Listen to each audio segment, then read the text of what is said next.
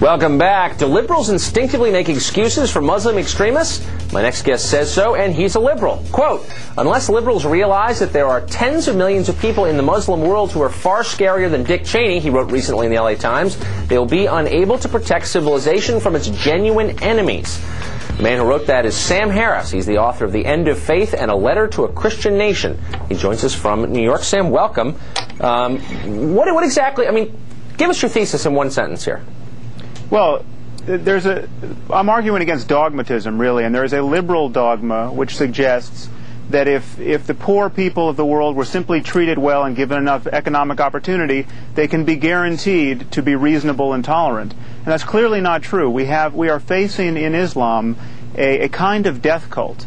This is not to say that we're at war with all Muslims, but we are absolutely at war with Muslims who think that cartoonists should be beheaded for drawing cartoons, or who think women should be stoned to death for adultery, or who think that converting away from the faith is a capital offense. And so we have to recognize that it is possible to be well educated and to have economic opportunity and to think you're going to get 72 virgins in paradise, as witnessed by the fact that the 19 guys who flew planes into our buildings all had college degrees, and many of them had PhDs. That's exactly right. And you don't see a lot of terrorists coming out of Burkina Faso, right? Or, the poorest places in the world are actually not spawning terrorism. It's Western Europe. No, and there are a variety of studies that back that up, that show that support for suicide bombing, for instance, actually goes up as you correct for literacy and education and economic opportunity. I completely believe that, absolutely. No, but back to the West and our reaction to this and this weird masochism at the center of our society, it seems to me. Why is it, for instance, when cartoonists in Western Europe are threatened with beheading, that some in our country, and I have to say they tend to be liberal, seem to make excuses for the people threatening violence against the cartoonists, or the people threatening violence against the Pope, or the people who are basically against free speech? Why are liberals in this country seem to be on their side? I don't get that at all. Well, it's interesting. I think liberals, almost by definition, don't know what it's like to really believe in God. They don't know what it's like to be sure that the book they keep by their bedside is the literal word of the creator of the universe, and that death is merely a passage to an eternity of happiness. And so they find it very difficult to believe that anyone actually believes this stuff and is motivated by the content of their religious beliefs.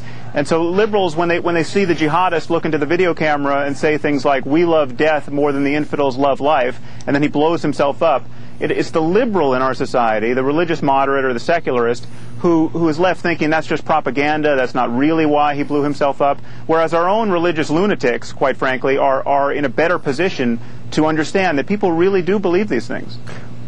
The irony for me has always been that, if the jihadists ever took power in this country, the first people who would be rounded up and executed, probably slowly, would be liberals, would be secularists, would be gays, would be the very same people who are always making excuses for radical Islam. It seems like almost like masochism to me, or self-hatred or something.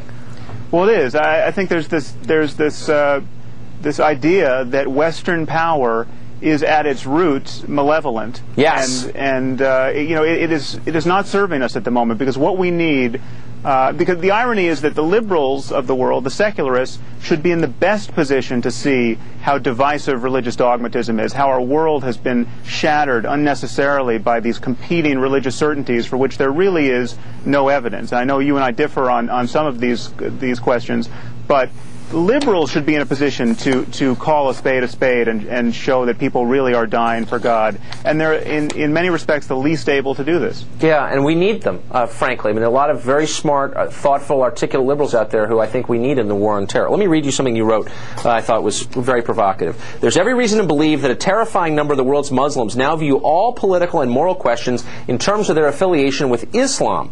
This leads them to rally to the cause of other Muslims, no matter how sociopathic their behavior. The point here is that you're making, it's not just a small percentage of people who've gone crazy, it's a large number of Muslims around the world who are sympathetic to these acts of craziness. Is that what you're saying? Yeah, we quite frankly don't know what percentage it is, but there's every reason to believe that it's a percentage that, were we to learn it, would terrify us. It's not 1%, it's not half of a percent.